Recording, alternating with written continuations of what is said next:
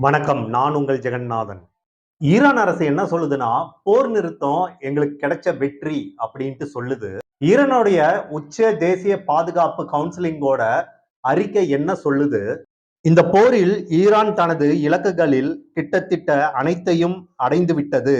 எதிரி ஒரு வரலாற்று தோல்வியை கண்டது அப்படின்ட்டு ஈரான் அரசு சொல்லுது. இந்த அறிக்கைய ஈரான் அரசு வெற்றி வாய்ப்பாக பார்த்தாலும் அந்த சூழலுக்கு மத்தியில ஈரான் அரசுக்கு மிக முக்கியமான விஷயம் ஒண்ணு இருக்குது.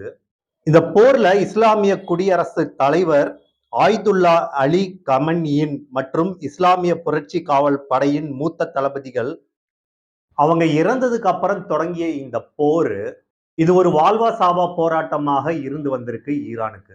அமெரிக்கா கூடயும் இஸ்ரேல் கூடயும் நடந்த இந்த 30 நாட்களுக்கு மேல இந்த போர்ல நாங்க ஜெயிச்சிட்டோம் அப்படின்ட்டு இப்ப ஈரான் மக்கள் பெரும் மகிழ்ச்சியோட இருக்கிறாங்க.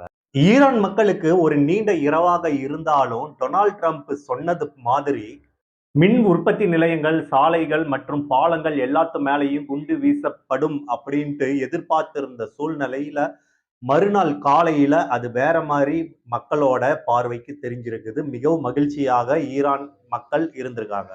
தெஹ்ரான் நேரப்படி இரவு 3 மணிக்கு அப்படின்ட்டு காத்திருந்த மக்கள் அங்க போர் மீண்டும் சூழும் அப்படின்ட்டு எதிர்பார்த்திருந்த நிலையில தெஹ்ரான் நேரப்படி நைட்டு 1 மணிக்கு நாங்க போரை நிறுத்திக்கிறோம் அப்படின்ட்டு அமெரிக்க அரசு அறிவிப்பை கொடுக்குது. மக்கள் அங்க அச்சத்துல இருந்தப்ப அது எதிர்வினையாக மாறி இருக்கு. மக்கள் எல்லாமே மறுநாள் காலையில மகிழ்ச்சியாக இருந்திருக்காங்க. கடந்த சில நாட்களா மக்கள் நமக்கு எந்த வாழ்வாதாரமும் இருக்காது அப்படின்ட்டு சேமிச்சு வச்சிருந்த பொருட்கள் எல்லாமே சேமிச்சு வச்சிருந்த நிலையில இனிமேல் எல்லாமே கிடைச்சிரும் அப்படின்ட்டு நிம்மதியா இருக்கிறாங்க. அதே நேரத்துல இந்த ஆட்சிக்கு எதிராக இருந்த பல மக்கள் இந்த போரோட மத்தியிலும் இந்த ஆட்சியோட மாற்றங்கள் ஏற்படும் அப்படின்ட்டு எண்ணி இருந்த மக்களுக்கு அது எதிர்மறையா இருந்திருக்குது. அது எதுவுமே நடக்கல. இப்ப பாத்தீங்கன்னா அந்த போர்ல ஏற்பட்ட பாதிப்படைந்த மக்கள் நிலையில இருந்து அந்த ஆட்சி மாறும் அப்படின்ட்டு எதிர்பார்க்கப்பட்ட இருந்த நிலையில அந்த ஆட்சி வந்து இப்ப அதிக கோபத்துல இருக்கிறதுனால மக்கள் அதை சந்திக்க வேண்டும் அப்படின்ட்டு அந்த அரசு தெரிவிக்குது. ஈரானுக்கும் அமெரிக்காவுக்கும் ஏற்பட்ட இடையில தற்காலிக போர் நிறுத்தம் எதிர்வினையாகி இருக்குது அப்படின்ட்டு சவுதி அரேபியா சொல்லுது. அது மட்டும் இல்லாம அந்த அறிவிப்பை சவுதி அரேபியா வரவேற்குது.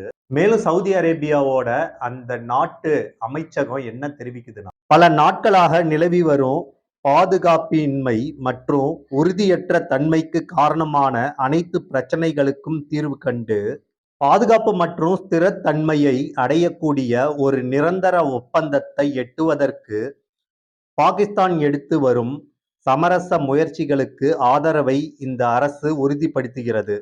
அதே வேளையில எந்தவித கட்டுப்பாடுகளும் இன்றி ஹார்மோஸ் நீரிணையை திறக்க வேண்டியதன் அவசியத்தை இந்த அரசு வலியுறுத்தி இருக்கு.